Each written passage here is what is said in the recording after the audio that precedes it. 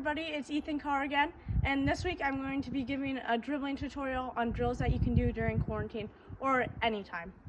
In these drills, we're working on keeping the ball close to your foot so your defender has no chance of stealing the ball from you and you can keep it and pass it to teammates or go score and beat your defenders one-on-one. If you don't have cones to set up the drills, you can really use anything to set them up, like rocks, rolled up socks, shoes, or water bottles, anything you can think of. When you're doing these drills, don't worry if you knock your cones over or are out of place because nobody's perfect, and just make sure to keep going even if they're out of place and go around them or wait till the end to fix them. The drill that I like to do to practice my dribbling is dribbling through a line of cones, practicing different techniques. I set my cones approximately 2 feet apart, and I have 9 cones, so there's 8 spaces. But you can adjust the size of the space between your cones and how many cones you use based on the size of the space you're playing in. The first technique that I use to dribble through the cones is I take 2 touches with the inside of my foot and then 2 touches with the outside of my foot, like this. Stay low and keep your knees bent, just like this. On the way back, do the same thing, just with your other foot. So 2 touches with the inside to 2 touches with the outside between the cones. Be sure to keep low and bend your knees still. And when you get better, start to look up. The importance of keeping your head up is so that you can see both the ball and the people around you when you're playing in a real soccer game and able to find them, to pass to them, or to score. This is what it looks like when you start to get better, when you practice more and more, with your staying low, keeping your knees bent, and keeping your head up, and doing it faster and faster with the 2 touches with the inside and 2 touches with your outside of your foot.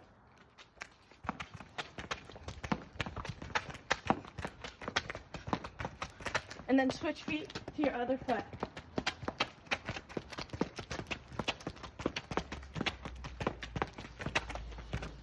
Skill that I like to use to dribble through the cones is to take a touch with one foot through the space in between the cones and use the other foot to control that. And when I control that, take it back through the cones to the other foot again, like this. Make sure to still focus on staying low, keeping your knees bent, and keeping your head up as always. After a lot of practice, this is what it looks like.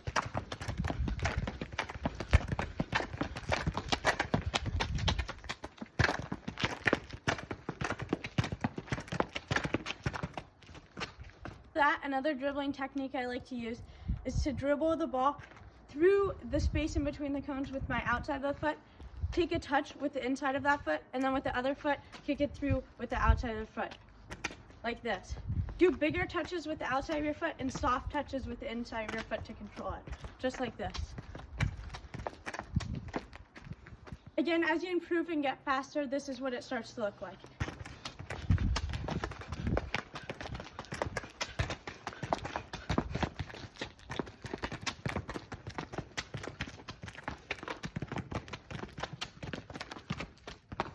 Next, I like to practice the skill dribbling through the cones, where I roll the ball with the top of my foot through the cones, take a touch forward with the inside of my other foot, and then roll back over to the other foot and take a touch forward with the inside of that foot. Using the sole of your foot towards the bottom of your toes of this foot, and just roll it across as hard as you can, and take a nice soft touch forward with the inside of your foot. It's just like this.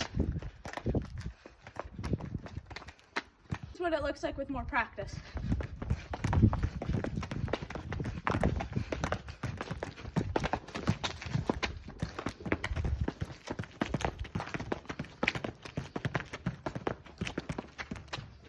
The next 2 skills for dribbling through the cones are a bit more challenging, so when you feel up for the challenge and feel comfortable with the other techniques, you can start to practice these.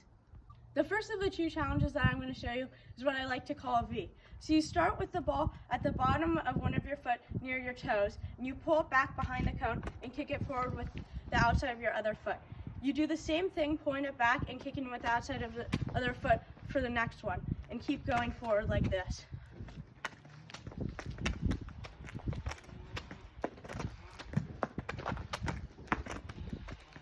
This is a faster version, and notice that when I pull it back and kick it forward, it makes the shape of a V.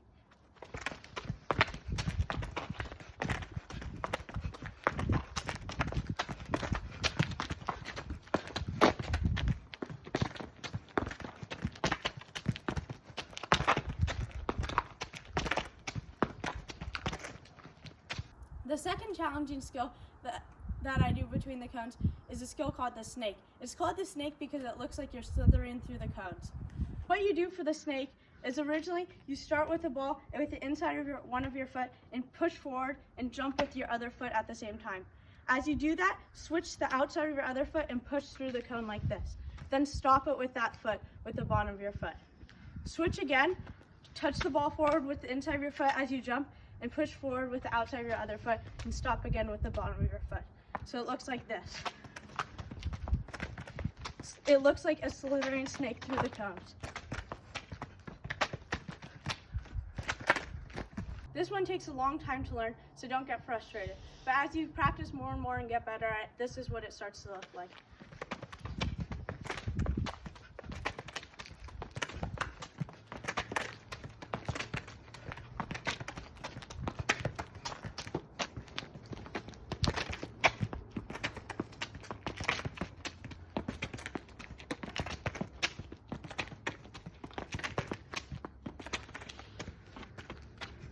For your next drill, you only need 2 cones. What you want to do with these cones is set them in a line and have them about 4 to 6 feet apart.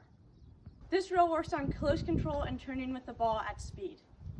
So what you want to do first is use the bottom of your laces to dribble the ball towards one of the cones. And keep the ball as close as you can to the cone as possible, and use the outside of your foot to take small touches around the cone to turn. And then use your other foot with the bottom of the laces to push forward towards the cone, and the outside of your foot to keep the ball as close to the cone as possible to turn. So just like this.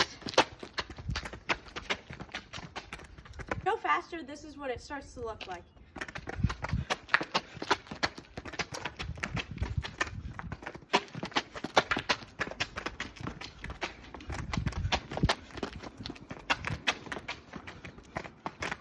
Last turn we did was with the outside of the foot around the cones, so now we're going to do it with the inside of the foot around the cones.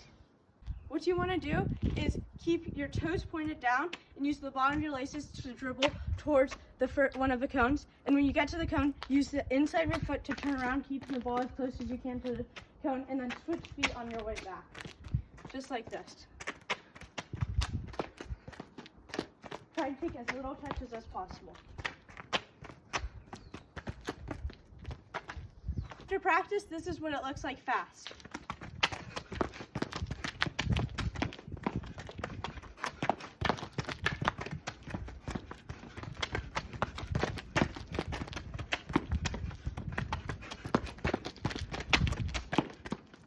Dribbling is super important because in the game you need to have great control of the ball and be able to keep the ball with you anywhere.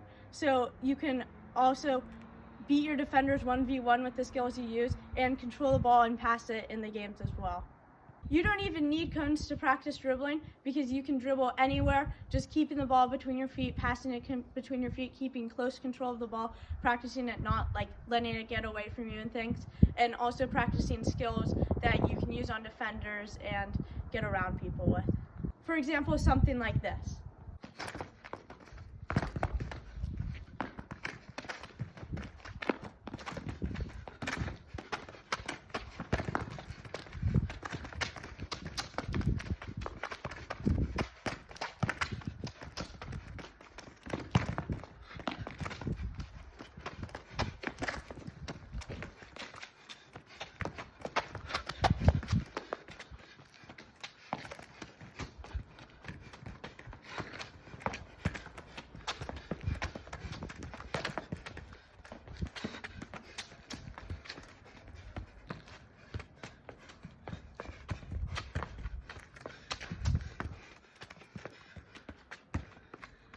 If you have a dog, it's good practice to try and nutmeg them when you're dribbling.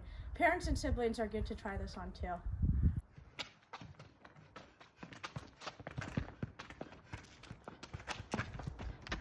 Thank you very much for watching. Once again, if you want to email me to ask me any questions, it's ecar@ma.org, which I'll put at the end of this video again. And I'll have my next video next Tuesday, a week from today. So thank you very much for watching and have fun practicing dribbling during this time.